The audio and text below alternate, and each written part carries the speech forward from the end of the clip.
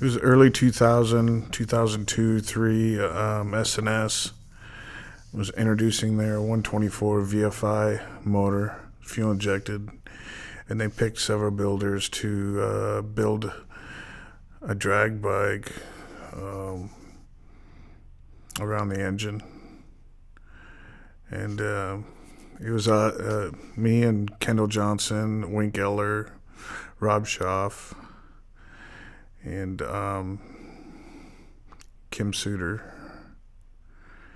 It was a fun project. It was a little out of my element because a lot of those guys, I mean, especially Wink Eller, he's the king of the Bonneville Flats, and he's an amazing engine builder. And Rob has a whole racing crew, races for a living.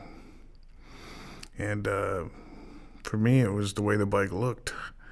And those guys, not so much. It was more performance, And S&S, too. It's up there in Wisconsin, and those guys are all about motors more than what a bike looks like. But it was a promotional thing, the magazines, everything. So they wanted a good-looking bike, which I'm sure is the reason they called me. The bike was stunning. It was cool. It was all black and silver, my favorite colors, and so I had to learn. I've raced around town and stoplight to stoplight, messed around as a kid, even teenager, but this was a whole new deal. I mean, these guys were pros, and so the bike had the controls were back by the frame uprights, further back, because the class we were in, I wasn't allowed a wheelie bar, so I had to use my weight, which I have a lot of, to keep the front of the bike down. So once the bike was done, it was killer looking, nice. I started riding at home every day just to try and get used to it, because there were times where I'd take a corner and my toes would drag on the asphalt, just hanging off there. Plus, I had to get used to the bike, acceleration, breaking it loose, everything. And so I went to a local track out here a few times and practiced some runs, where you can run out there for free. But a lot of times there's a bunch of people running for free, and their trannies are blowing up, and there's oil and grease all over the track. And that was pretty difficult to get the real feel. So we shipped the bike up to Wisconsin, and once I got up there, we showed the bike, and we had a race, and that's all I knew. And then that morning, they're like, okay, you got to ride it to the track. And I'm like, okay, where's the track? And it's about 100 miles away.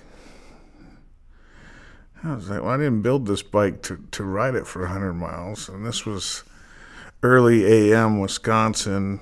I forget what time of the year, but it was solid fog, rain. That was a very difficult ride, not to mention I had an aluminum seat on it, so you can imagine how my ass felt after that. I literally got to the track, and my legs were numb.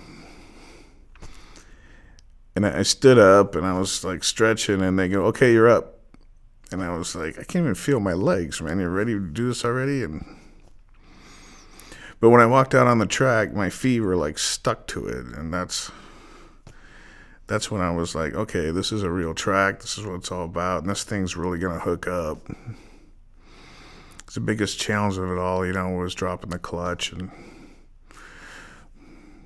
drop it right away or let it out or what. And so my adrenaline and just nervous and everything, it was crazy. And it's all over in 11 seconds. You're just crazy. You're just what's going through your head and everything, and then when you're done, it's like whoosh, this greatest feeling in the world,